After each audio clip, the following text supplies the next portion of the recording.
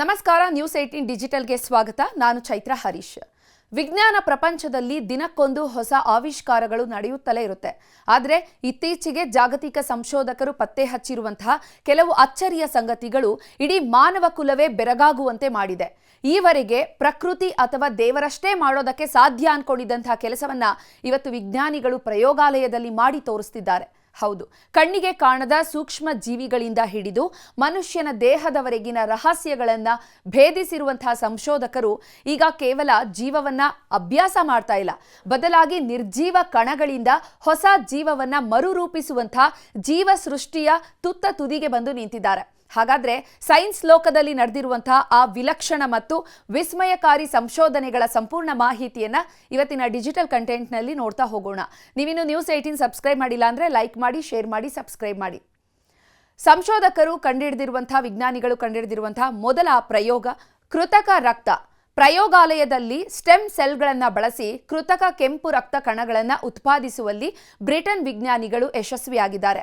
ತುರ್ತು ಸಂದರ್ಭಗಳಲ್ಲಿ ರಕ್ತದ ಕೊರತೆ ಉಂಟಾದಾಗ ಮತ್ತು ಅಪರೂಪದ ರಕ್ತದ ಗುಂಪುಗಳನ್ನು ಹೊಂದಿರುವಂತಹ ರೋಗಿಗಳಿಗೆ ಜೀವದಾನ ಮಾಡಲು ಈ ಕೃತಕ ರಕ್ತದ ಸಂಶೋಧನೆ ಪವಾಡ ಸದೃಶವಾಗಿದೆ. ಇನ್ನು ಎರಡನೇದು ಕ್ಸೆನೋ ಟ್ರಾನ್ಸ್ಪ್ಲಾಂಟೇಷನ್, ಅಂದರೆ ಪ್ರಾಣಿಗಳ ಅಂಗಾಂಗ ಜೋಡಣೆ. ಮನುಷ್ಯನ ಜೀವಕೋಶಗಳಿಗೆ ಹೊಂದುವಂತೆ ಜೆನೆಟಿಕಲಿ ಮಾಡಿಫೈಡ್ ಹಂದಿಗಳ ಹೃದಯ ಅಥವಾ ಮೂತ್ರಪಿಂಡಗಳನ್ನು ಮನುಷ್ಯನಿಗೆ ಯಶಸ್ವಿಯಾಗಿ ಜೋಡಿಸುವಂತಹ ಪ್ರಯೋಗಗಳು ಇತ್ತೀಚೆಗೆ ನಡೆದಿವೆ. ಹಂದಿಯ ಜೀವಕೋಶಗಳಲ್ಲಿರುವಂತಹ ಕೆಲವು ಜೀನ್ಗಳನ್ನು ತೆಗೆದು ಮಾನವನ ದೇಹವು ಅದನ್ನು ತಿರಸ್ಕಾರ ಮಾಡಬಾರ್ದು, ಆ ರೀತಿಯಲ್ಲಿ ವಿಜ್ಞಾನಿಗಳು ಯಶಸ್ವಿಯಾಗಿ ವಿನ್ಯಾಸಗೊಳಿಸಿದ್ದಾರೆ. ಇನ್ನು ಮೂರನೇ ಅದ್ಭುತ ವಿಜ್ಞಾನಿಗಳು ಕಂಡುಹಿಡಿದಿರುವಂಥದ್ದಂದ್ರೆ ಪ್ರಯೋಗಾಲಯದ ಕೃತಕ ಮಾಂಸ. ಅಂದರೆ ಯಾವುದೇ ಪ್ರಾಣಿಯನ್ನ ಕೊಲ್ಲದೆ ಕೇವಲ ಅದರ ಜೀವಕೋಶಗಳನ್ನು ಮಾತ್ರ ತೆಗೆದುಕೊಂಡು ಪ್ರಯೋಗಾಲಯದಲ್ಲಿ ಪೋಷಕಾಂಶಗಳನ್ನು ನೀಡಿ ಮಾಂಸವನ್ನ ಬೆಳೆಸಲಾಗ್ತಾ ಇದೆ. ಇದನ್ನ ಕಲ್ಚರ್ಡ್ ಮೀಟ್ ಅಥವಾ ಕ್ಲೀನ್ ಮೀಟ್ ಅಂತ ಹೇಳ್ತಾರೆ. ಇದು ಜಾಗತಿಕವಾಗಿ ಪರಿಸರ ಮಾಲಿನ್ಯವನ್ನ ಕಡಿಮೆ ಮಾಡೋದಕ್ಕೆ ಮತ್ತು ಮಾಂಸದ ಬೇಡಿಕೆಯನ್ನು ಈಡೇರಿಸೋದಕ್ಕೆ ದೊಡ್ಡ ಸಂಶೋಧನೆಯಾಗಿದೆ. ಈಗಾಗಲೇ ಕೆಲವು ದೇಶಗಳಲ್ಲಿ ಇದಕ್ಕೆ ಅನುಮತಿ ಕೂಡ ಸಿಕ್ಕಿದೆ. ಇನ್ನು ನಾಲ್ಕನೆಯದು ಕೃತಕ DNA ಮತ್ತು ಸಿಂಥೆಟಿಕ್ ಜಿನೋಮ್. ವಿಜ್ಞಾನಿಗಳು ಕೇವಲ ನೈಸರ್ಗಿಕ DNA ಬದಲಾಯಿಸುವುದು ಮಾತ್ರ ಅಲ್ಲ, ಪ್ರಯೋಗಾಲಯದಲ್ಲಿ ಸಂಪೂರ್ಣವಾಗಿ ಹೊಸದಾದ ಕೃತಕ DNA ಸೃಷ್ಟಿಸಿದ್ದಾರೆ.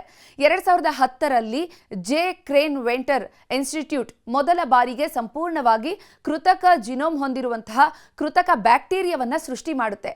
ಇದು ಮನುಷ್ಯನೇ ಸೃಷ್ಟಿಸಿದ ಮೊದಲ ಕೃತಕ ಜೀವರೂಪ ಆಗಿದೆ. ಇನ್ನು ಐದನೆಯದು ಕೃತಕ ಅಂಗಾಂಗಗಳು ಮತ್ತು 3D ಬಯೋಪ್ರಿಂಟಿಂಗ್.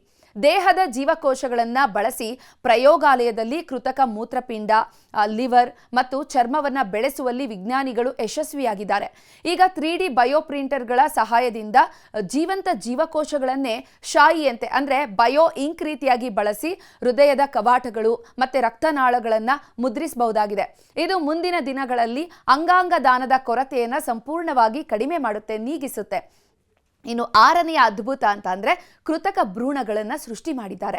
ಗಂಡಿನ ವೀರ್ಯಾಣು ಮತ್ತು ಹೆಣ್ಣಿನ ಅಂಡಾಣು ಇಲ್ಲದೆಯೇ ಕೇವಲ ಸ್ಟೆಮ್ ಸೆಲ್ಗಳನ್ನು ಬಳಸಿ ವಿಜ್ಞಾನಿಗಳು ಪ್ರಯೋಗಾಲಯದಲ್ಲಿ ಕೃತಕ ಭ್ರೂಣಗಳನ್ನು ಸೃಷ್ಟಿಸಿದ್ದಾರೆ. ಇತ್ತೀಚೆಗೆ ಇಸ್ರೇಲ್ ಮತ್ತು UK ವಿಜ್ಞಾನಿಗಳು ಇಲಿಗಳ ಮತ್ತು ಮನುಷ್ಯನ ಜೀವಕೋಶಗಳಿಂದ ಆರಂಭಿಕ ಹಂತದ ಭ್ರೂಣಗಳನ್ನು ಸೃಷ್ಟಿಸಿ ಯಶಸ್ವಿಯಾಗಿದ್ದಾರೆ. ಇದು ಮನುಷ್ಯನ ಆರಂಭಿಕ ಬೆಳವಣಿಗೆ ಮತ್ತು ಗರ್ಭಪಾತದ ಕಾರಣಗಳನ್ನು ತಿಳಿಯೋದಕ್ಕೆ ಸಹಕಾರಿಯಾಗಿದೆ. ಮತ್ತು ಏಳನೆಯದು ಕ್ಲೋನಿಂಗ್ ಮತ್ತು ಮರುಜನ್ಮ. ಒಂದೇ ಒಂದು ಜೀವಕೋಶದಿಂದ ಸಂಪೂರ್ಣ ಪ್ರಾಣಿಯನ್ನೇ ಮರುಸೃಷ್ಟಿ ಮಾಡುವಂತಹ ಕ್ಲೋನಿಂಗ್ ತಂತ್ರಜ್ಞಾನ ಈಗ ಬಹಳ ಮುಂದುವರೆದಿದೆ. ಪ್ರಸ್ತುತ ವಿಜ್ಞಾನಿಗಳು ಅಳಿದು ಹೋಗಿರುವಂತಹ ಮ್ಯಾಮತ್ನಂತಹ ಇತಿಹಾಸಪೂರ್ವ ಪ್ರಾಣಿಗಳೇನಿದೆ ಅವುಗಳ ಪಳೆಯುಳಿಕೆಯ ಜೀವಕೋಶಗಳಿಂದಾಗಿ ಮರುಸೃಷ್ಟಿಯನ್ನು ಮಾಡೋದಕ್ಕೆ ತೀವ್ರ ಸಂಶೋಧನೆಯನ್ನು ನಡೆಸ್ತಿದ್ದಾರೆ. ಮತ್ತು ಎಂಟನೆಯದು ಕ್ರಿಸ್ಪರ್ ಜೀನ್ ಎಡಿಟಿಂಗ್. ಇದು ಜೀವಕೋಶದ ಇತಿಹಾಸದಲ್ಲೇ ಅತ್ಯಂತ ಕ್ರಾಂತಿಕಾರಿ ಆವಿಷ್ಕಾರ ಆಗಿದೆ. ವಿಜ್ಞಾನಿಗಳಿಗೆ ಜೀವಕೋಶದ ಒಳಗಿರುವಂತಹ DNA ಕಂಪ್ಯೂಟರ್ನಲ್ಲಿ ಪಠ್ಯವನ್ನು ಎಡಿಟ್ ಮಾಡುವಷ್ಟೇ ಸುಲಭವಾಗಿ ಕತ್ತರಿಸಿ ಬದಲಾಯಿಸುವಂತಹ ಶಕ್ತಿ ಈ ತಂತ್ರಜ್ಞಾನ ನೀಡಿದೆ.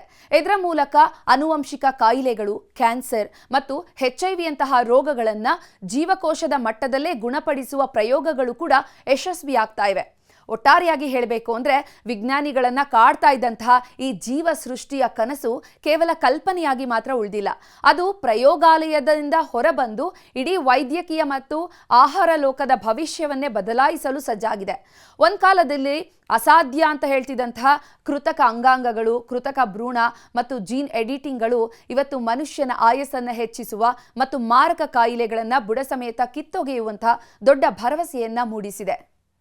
ನಿರ್ಭೀತ, ನಿಷ್ಪಕ್ಷಪಾತ, ವಿಶ್ವಾಸಾರ್ಹ ಸುದ್ದಿಗಳಿಗೆ ಮತ್ತೊಂದು ಹೆಸರಾಗಿರುವ News18 ಕನ್ನಡ ಈಗ ಆಪ್ನಲ್ಲೂ ಲಭ್ಯವಿದೆ. ದಯವಿಟ್ಟು ಇಲ್ಲಿರುವ QR ಕೋಡ್ ಅನ್ನು ಸ್ಕ್ಯಾನ್ ಮಾಡಿಕೊಂಡು ಆಪ್ ಡೌನ್ಲೋಡ್ ಮಾಡೋದಕ್ಕೆ ಮರಿಬೇಡಿ. ನಿಮ್ಮ ಬೆಂಬಲ ಹೀಗೆ ಸದಾ ನಮ್ಮೊಂದಿಗಿರಲಿ. ಧನ್ಯವಾದ.